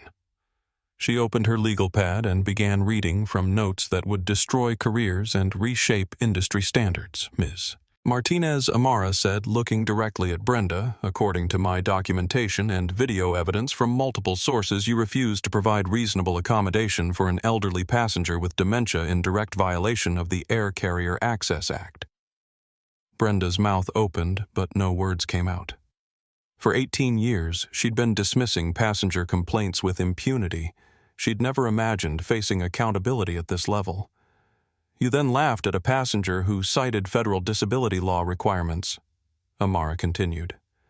"Your laugh was captured on video and has been viewed by over 1 million people. How do you explain this behavior? I didn't know," Brenda stammered, then stopped. She'd been about to say she didn't know Amara was the CEO, but realized that admitting she would treat passengers differently based on their perceived status would only make her situation worse. "You didn't know what Ms. Martinez?" Amara asked calmly. "I didn't know the passenger had dementia," Brenda finally said, grasping for any explanation that might minimize her culpability. Agent Gonzalez looked up from her notes. Ms. Martinez, the passenger's wife, clearly stated multiple times that her husband had dementia and required accommodation. This was documented by at least 6 different recordings from multiple passengers. Amara pulled out her phone and played a video clip that James Taylor had shared with the airline. Brenda's voice echoed through the conference room. "He'll just have to manage for a few hours. I'm sure he'll be fine once we're in the air." The words sounded even more callous in the sterile conference room environment than they had in the chaotic aircraft cabin. "Ms. Martinez," Amara said, "you told a dementia patient that he would have to manage separation from his caregiver. You dismissed federal accommodation requirements. You laughed at passengers who advocated for basic disability rights. How do you justify this behavior?" Brenda looked around the room, desperately seeking support or understanding from colleagues who had watched her create a national scandal through casual cruelty. "I've been flying for 18 years, Brenda said, her voice cracking. "I've dealt with thousands of passenger complaints. You develop a thick skin. People always want special treatment, always have sob stories." "Sob stories." Agent Gonzalez repeated, her voice sharp with professional outrage. "Ms. Martinez, you're referring to legally protected disability accommodations as sob stories." "No, Brenda realized she was making her situation worse with every word. "I mean, sometimes passengers exaggerate their needs to get better seats or special treatment." Amara leaned forward. "Ms. Martinez Robert Henderson is an 84-year-old Vietnam veteran with diagnosed dementia. His wife Eleanor has been his caregiver for 6 years. They had medical documentation of his condition. In what way did they exaggerate their needs?" The question hung in the air like an accusation. Brenda had no answer because there was no answer. She had treated a legitimate medical accommodation request as an inconvenience and had mocked passengers who advocated for federal law compliance. Ms. Rodriguez Amara said, turning to Carmen, "You witnessed all of this behavior. You heard Ms. Martinez refuse accommodation, dismiss medical needs, and laugh at disability law requirements. Why didn't you intervene?" Carmen looked up with tears in her eyes. "Because I was afraid," she said honestly. "I was afraid of challenging Brenda's authority, afraid of making waves, afraid of losing my job. I knew what was happening was wrong, but I convinced myself it wasn't my responsibility to fix it." Her admission of cowardice was devastating but authentic. Agent Gonzalez made notes about institutional culture that creates fear of reporting discriminatory behavior. Miss Rodriguez Amara continued, "When you finally did speak up, it was too late to prevent Mr. Henderson's medical episode. How do you feel about that?" "Ashamed," Carmen replied immediately. "Completely ashamed. I became a flight attendant because I wanted to help people, but when people needed help, I was too scared to provide it. Mrs. Henderson looked at me for support, and I looked away.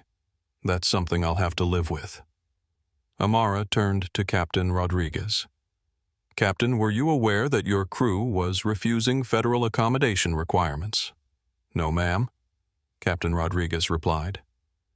"The first I heard of any passenger service issues was when ground operations contacted us about media attention. The crew never escalated the situation to the flight deck. First Officer White Amara said you attempted to get status updates from the crew. What were you told?" Ashley consulted her notes. "I was told that everything was under control when clearly it wasn't. I should have pressed for more detailed information about the passenger service issues." Amara pulled out a printed copy of James Taylor's Viewer Analytics. "Ladies and gentlemen, your behavior on Flight 847 was witnessed by over 1 million people in real time. This incident has become a case study in airline industry failure that will be referenced in business schools, legal proceedings, and regulatory policy for years to come." She stood up and walked to the window overlooking the airport tarmac where news crews were still broadcasting live coverage of the story. Ms. Martinez Amara said without turning around, "Your employment with Skyline Airways is terminated immediately. Effective now. Security will escort you from the premises. Your final paycheck will be mailed to your home address." Brenda's face went white. After 18 years, her career was ending in a corporate conference room while being recorded for legal proceedings. Ms. Rodriguez Amara continued, "You will not be terminated, but your employment as flight crew is ended immediately. You'll be transferred to ground operations with a 40% pay reduction and mandatory retraining. Your future with this company depends entirely on your ability to demonstrate genuine commitment to passenger advocacy." Carmen nodded, accepting the consequences of her failure to act when action was required. "Mr. Thompson," Amara said finally, turning back to face the room, "you mocked elderly passengers with medical needs while they were experiencing distress. Your behavior contributed to a hostile environment that exacerbated Mr. Henderson's medical episode. You're permanently banned from Skyline Airways." We will not transport passengers who treat vulnerable travelers with contempt. Michael Thompson's face flushed red. You can't ban me for expressing my opinion as a passenger, actually, Agent Gonzalez interjected. Airlines have broad authority to refuse service to passengers whose behavior creates hostile environments for other travelers. Your comments about medical accommodations being drama and manipulation contributed to the discrimination Ms. Martinez was perpetrating. The meeting was winding down, but the consequences were just beginning. Federal investigation media scrutiny, industry-wide policy changes, and comprehensive cultural transformation at Skyline Airways would continue for months. But in that sterile conference room, justice had been served with swift, clear consequences for everyone who had failed to uphold basic human dignity. The termination of Brenda Martinez became effective at 4:47 p.m. Pacific Time, exactly 18 years and 7 months after she'd been hired by Skyline Airways as an enthusiastic 27-year-old who genuinely wanted to help passengers travel safely and comfortably. Her security badge was deactivated. Her corporate credit cards were canceled, and her access to employee facilities was revoked within minutes of Amara's announcement.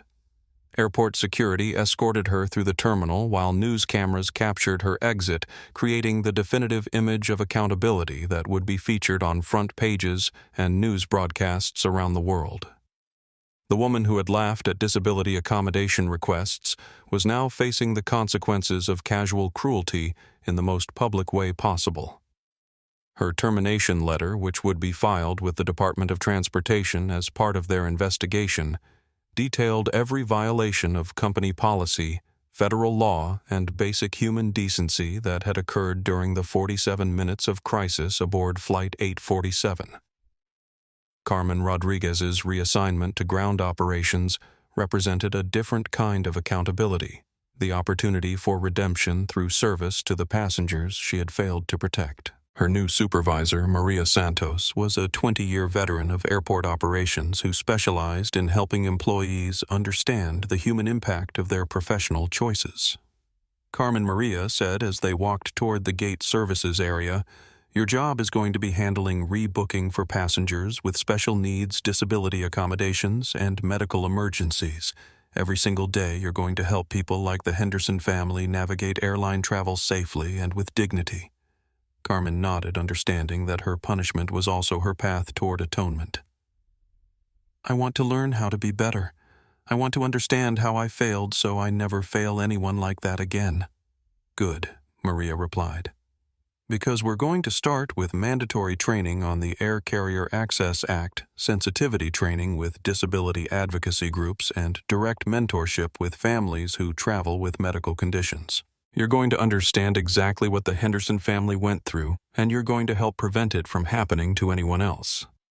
Michael Thompson's permanent ban from Skyline Airways was implemented immediately in the company's passenger reservation system. His frequent flyer status was revoked, his accumulated miles were forfeited, and his name was flagged in the no-fly database with a notation about hostile behavior toward passengers with medical needs. But the consequences extended far beyond airline travel. His consulting firm, Thompson Strategic Solutions, was hemorrhaging clients as corporate executives distanced themselves from someone who had displayed such callous disregard for vulnerable people in a highly public setting. By the end of the business day, he had lost contracts worth over $400,000 in annual revenue, and his company's reputation had been so damaged that recovery would require years of effort and authentic change in his approach to business relationships. The Henderson family's compensation package was comprehensive and immediate. Eleanor and Robert's round-trip tickets were refunded in full. Their hotel accommodations were upgraded to a luxury suite with medical support staff, and they were granted lifetime platinum status with guaranteed accommodation for Robert's medical needs. But more significantly, Skyline Airways established the Henderson Family Foundation with an initial funding of $2.5 million to advocate for elderly travelers with cognitive conditions and to develop industry-wide standards for dementia-friendly air travel. Eleanor Henderson's first statement to the media was gracious but firm. "We don't want money or special treatment. We want other families to never experience what we went through today. If our terrible experience can help create better policies for other people facing cognitive decline, then something good will have come from something very painful. The federal investigation moved with unprecedented speed. Agent Maria Gonzalez filed preliminary findings within hours of the conference room meeting, citing clear violations of the Air Carrier Access Act, failure to provide reasonable accommodation, discriminatory treatment of passengers with disabilities, and institutional culture that enabled bias against vulnerable travelers. This case represents the most clearly documented example of airline disability discrimination. We've seen Agent Gonzalez told reporters. The video evidence, witness testimony, and corporate response provide a comprehensive record of both institutional failure and immediate accountability. The Department of Transportation announced that Skyline Airways would face regulatory sanctions, mandatory compliance monitoring, and required implementation of enhanced disability accommodation procedures across all operations. But they also acknowledged that Amara Brooks's direct intervention and immediate termination of responsible employees demonstrated the kind of executive accountability that could serve as a model for industry-wide cultural change. James Taylor's documentation of the incident had evolved from travel blogging to investigative journalism that was being cited by news outlets, regulatory agencies, and academic institutions studying corporate accountability in the social media age. His follower count had grown from 50,000 to over 500,000 in a single day, and he was being offered positions at major news networks that recognized the value of citizen journalism in documenting corporate behavior. What happened on Flight 847 wasn't just poor customer service, James said in his follow-up broadcast. It was a window into airline culture that passengers rarely see. The fact that a CEO was there to witness it firsthand, and that millions of people could watch it unfold in real time, created a level of accountability that the industry has never experienced before. Sofia Gutierrez received job offers from 3 major hospital systems and 2 disability advocacy organizations that had been impressed by her professional advocacy for the Henderson family. Her nursing colleagues were sharing her posts as examples of healthcare advocacy in action, and she was being invited to speak at conferences about patient advocacy in transportation settings. "I just did what any healthcare professional should do," Sophia said when contacted by reporters. "When you see someone in medical distress, you provide assistance. When you see discrimination against people with disabilities, you speak up. That's not heroic. That's basic professional responsibility." The stock market response to the crisis was complex but ultimately positive.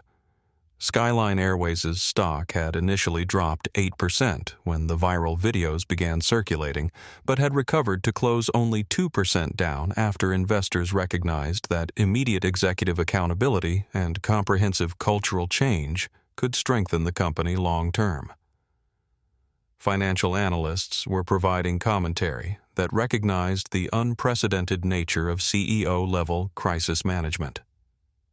"What we're seeing here is a level of hands-on executive leadership that's extremely rare in airline management," said aviation industry analyst Rebecca Chang. The CEO's decision to conduct undercover assessment and then take immediate personal responsibility for failures represents the kind of authentic leadership that can transform corporate culture. Wall Street Journal business reporter David Kim noted, "Skyline Airways is facing significant regulatory sanctions and reputation damage, but their response has been so swift and comprehensive that they could emerge stronger than competitors who haven't addressed their own cultural problems." The industry-wide impact was immediate. Within hours of the story-breaking, Delta Airlines announced enhanced disability accommodation training for all employees. American Airlines revealed they were reviewing their policies for passengers with cognitive conditions. Southwest Airlines committed to implementing real-time feedback systems for passenger accommodation requests. The revolution in airline customer service standards that had begun with Brenda Martinez's dismissive laugh was spreading throughout the industry faster than any regulatory mandate could have achieved. But the most significant impact was still to come: the comprehensive transformation of Skyline Airways that would establish new standards for corporate accountability, employee training, and passenger advocacy that would influence business practices far beyond the airline industry. The Henderson family's terrible experience had become the catalyst for change that would protect millions of vulnerable travelers for decades to come. 3 months after Flight 847 landed at San Francisco International Airport, Skyline Airways had become unrecognizable as the company that had allowed Brenda Martinez to laugh at disability accommodation requests. The transformation was so comprehensive and authentic that business schools were already developing case studies about crisis-driven cultural change in large organizations. The Brooks Protocol, named after the CEO who had witnessed the failures firsthand, established new standards for passenger accommodation that went far beyond federal requirements. Every Skyline Airways employee, from baggage handlers to senior pilots, completed 40 hours of mandatory training on disability awareness, cultural sensitivity, and customer advocacy. But this wasn't typical corporate sensitivity training filled with generic scenarios and checkbox compliance. The program featured real footage from Flight 847 testimony from the Henderson family and direct involvement from disability advocacy organizations who helped design curriculum that addressed actual discrimination patterns rather than theoretical problems. Carmen Rodriguez had become the program's most powerful instructor. Her transformation from silent bystander to passionate advocate provided authentic credibility that no consultant or trainer could match. Standing in front of classes filled with flight attendants, gate agents, and customer service representatives, she shared the painful details of her failure to speak up when it mattered most. "I want you to see this video," Carmen would say, playing footage of her standing silently while Brenda dismissed the Henderson family's medical needs. "I want you to watch me choose my job security over a vulnerable passenger's dignity. I want you to understand how easy it is to become complicit in discrimination when you're afraid to challenge authority." Her presentations were devastating and effective. Employee feedback consistently rated her sessions as the most impactful part of the training program, and turnover in customer service positions dropped dramatically as workers felt empowered to advocate for passengers without fear of retaliation. The Passenger Voice Initiative installed feedback tablets in every seat back across the Skyline Airways fleet, allowing passengers to report accommodation failures, discriminatory treatment, or exceptional service in real time. The reports went directly to a dedicated response team that could address problems immediately, rather than waiting for post-flight surveys that were often ignored. Within the first month, the system identified 17 instances of potential bias or accommodation failure, allowing the airline to correct problems before they escalated into viral social media incidents. The Transparency Dashboard published monthly summaries of all reports, including detailed descriptions of how each issue was resolved. The Federal Aviation Administration cited the system as a model for proactive passenger advocacy that other airlines should adopt industry-wide. Sofia Gutierrez had been hired as Skyline Airways' first Director of Medical Advocacy, a position created specifically to ensure that passengers with health conditions received appropriate accommodation and support. Her nursing background and her advocacy during the Henderson crisis made her uniquely qualified to bridge medical needs with airline operations. Her team developed protocols for handling everything from severe allergies to cognitive conditions to mobility limitations, with specific training for crew members on recognizing medical emergencies before they became crises. The position had been funded through the Henderson Family Foundation, creating a direct link between the family's terrible experience and comprehensive improvements in medical accommodation. "What happened to the Hendersons can't happen again," Sophia said at the program launch. "Not just at Skyline Airways, but anywhere in the industry. Passengers with medical needs shouldn't have to fight for basic accommodation. It should be automatic, professional, and compassionate." James Taylor had been offered a position as Skyline Airways' social media transparency officer, tasked with monitoring online conversations about passenger experiences and ensuring that customer service failures were addressed immediately. His background in travel documentation and his role in exposing the original crisis made him ideally suited for preventing future incidents. His daily reports tracked customer sentiment, identified potential service problems, and provided early warning of issues that could escalate into larger crises. The position represented a revolutionary approach to corporate accountability, with a former critic now working inside the organization to maintain standards. "I never thought I'd work for an airline," James said in his first internal presentation, "but Skyline Airways has demonstrated that they're serious about change. My job is to make sure they stay serious about it." The industry-wide impact continued to expand beyond airline operations. Hospitality companies began implementing similar real-time feedback systems. Healthcare organizations studied the Brooks Protocol for improving patient advocacy. Corporate training programs across multiple industries incorporated lessons from the Henderson crisis. Harvard Business School professor Dr. Patricia Williams used the case as the foundation for a new course on crisis management and cultural transformation, noting that Skyline Airways demonstrated how authentic leadership accountability can transform institutional failure into industry advancement. Her research found that companies implementing similar transparency and advocacy programs experienced significant improvements in customer satisfaction, employee engagement, and brand reputation that translated into measurable financial performance improvements. The Henderson Family Foundation had grown beyond airline advocacy to support research on travel accommodations for people with cognitive conditions. Eleanor Henderson had become a spokesperson for elderly travel rights, sharing her story at conferences and policy meetings, while advocating for comprehensive accommodation standards across all forms of transportation. "Robert and I never wanted to become advocates," Eleanor said at the Foundation's first annual conference. "We just wanted to visit our daughter safely and with dignity. But if our experience helps other families avoid what we went through, then something meaningful has come from something very painful." Robert's condition continued to decline, but his subsequent flights on Skyline Airways were handled with such professional care and accommodation that other airlines began studying their protocols for serving passengers with dementia and other cognitive conditions. The Department of Transportation had completed its investigation with findings that praised Skyline Airways' response while establishing new regulatory requirements for disability accommodation across the airline industry.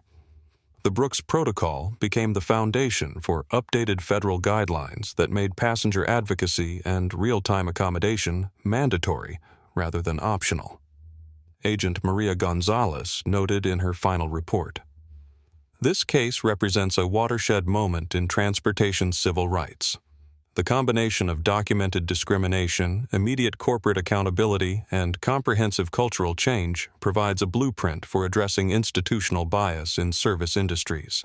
6 months after the incident, Skyline Airways' customer satisfaction scores had reached all-time highs, not because their planes were faster or their prices were lower, but because passengers felt seen, respected, and valued regardless of their appearance, medical needs, or background. The airline's reputation had been completely transformed from a cautionary tale about customer service, failure to a model for corporate accountability and cultural change that business leaders across industries were studying and implementing. Flight attendants reported higher job satisfaction because they felt empowered to advocate for passengers rather than simply enforce policies. Gate agents received recognition and advancement opportunities for identifying and addressing accommodation needs. Customer service representatives were trained to see problem-solving as their primary responsibility rather than complaint deflection. Amara Brooks had established herself as a CEO whose leadership style prioritized authentic accountability over damage control, comprehensive change over superficial policy adjustments, and long-term cultural transformation over short-term stock price management. Her approach to crisis management became the subject of business school case studies, leadership development programs, and corporate governance, best practices that extended far beyond airline operations. What we learned from Flight 847, Amara said in her keynote address at the National Transportation Conference, is that cultural change is possible when leaders are willing to witness failure firsthand, accept responsibility completely, and commit to transformation authentically. You can't fix what you won't acknowledge, and you can't improve what you won't measure. The revolution that had begun with Brenda Martinez's dismissive laugh had become a comprehensive transformation of how service organizations treat vulnerable customers, how corporations respond to cultural failures, and how individual accountability can drive institutional change. The Henderson family's terrible experience had created better travel experiences for millions of passengers who would never know their names but would benefit from their courage to speak up when speaking up was difficult. 6 months later, Amara Brooks stood in the same airport terminal where her transformation of Skyline Airways had begun. But everything had changed. Gate K-17 buzzed with the efficient activity of employees who understood that passenger advocacy was their primary responsibility, not an inconvenience to manage. She watched Eleanor and Robert Henderson approach their departure gate for another visit to their daughter. But this time, their experience was seamlessly professional. The gate agent recognized their names, confirmed Robert's medical accommodation automatically, and personally ensured they were seated together with additional space for Eleanor's caregiver equipment. Mrs. Henderson, the agent, said warmly, "Your priority boarding passes are ready, and the crew has been briefed about Mr. Henderson's needs. Is there anything else we can provide for your comfort today?" Eleanor's smile was radiant with relief and gratitude. The difference between this treatment and their previous experience was profound, representing not just policy changes but authentic cultural transformation that prioritized human dignity above operational convenience. Carmen Rodriguez approached their gate wearing her new uniform as senior passenger advocate, a position that allowed her to help travelers with special needs navigate the airport experience with professional support and genuine compassion. She had become living proof that individual failure could be transformed into meaningful service when authentic accountability met comprehensive training. The industry-wide changes had spread far beyond airline operations. Hotels, restaurants, retail companies, and healthcare organizations had implemented similar transparency programs and advocacy training initiatives, creating a ripple effect of improved customer service that touched millions of interactions daily. Brenda Martinez's 5-second laugh had created a $50 million transformation that redefined how service industries treat vulnerable customers, proving that sometimes the smallest acts of cruelty create the largest opportunities for positive change. If this story moved you, if you believe that everyone deserves to be treated with dignity and respect, I need you to do 3 things right now. First, hit that like button to show that stories of accountability and justice matter to you. Second, subscribe to this channel because we're committed to sharing more stories where ordinary people stand up for what's right and create extraordinary change. And third, share this video with someone who needs to be reminded that their voice has power, that standing up for others matters, and that sometimes the person you're defending today might be the one who changes everything tomorrow. The Henderson family's courage in speaking up when it was difficult created a better world for millions of travelers. Your courage to speak up in your own life could do the same. Don't underestimate the power of doing what's right even when no one is watching. Because sometimes someone is watching, and sometimes that someone has the power to change everything. Thank you for watching. Thank you for caring, and remember that dignity isn't negotiable. It's a human right that we all have the responsibility to protect.